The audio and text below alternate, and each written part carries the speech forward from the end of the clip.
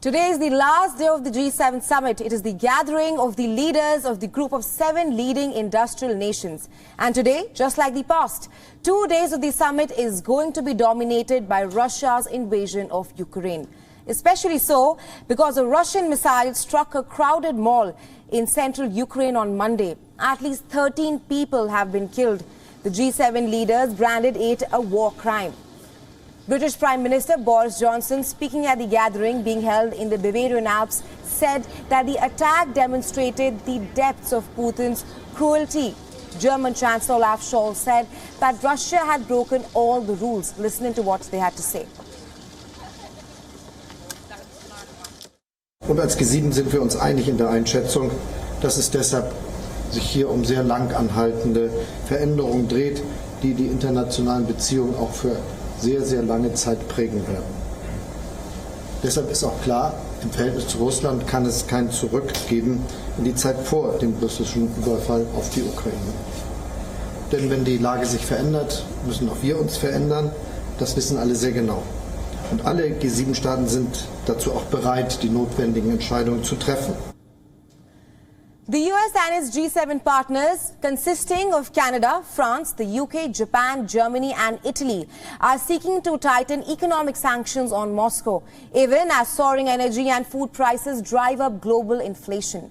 The leaders are discussing a price cap on Russian oil imports and sanctions targeting Russia's defense sector as well. But European officials fear the difficulty in implementation. On Sunday, the G7 announced plans to stop imports of Russian gold. Ukrainian President Volodymyr Zelensky also addressed the leaders virtually and urged them to intensify sanctions to help end the war before winter.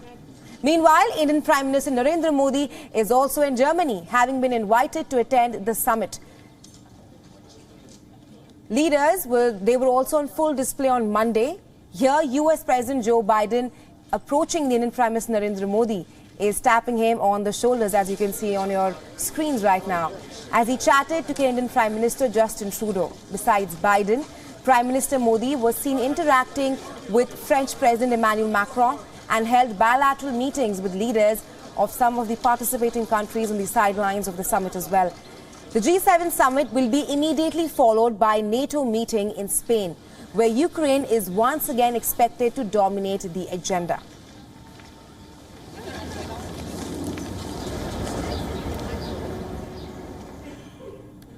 And for more on this, our correspondent Sudhan Sibal has sent us this report from Garmisch-Partenkirchen town, situated in Germany's Bavaria state. Listen in.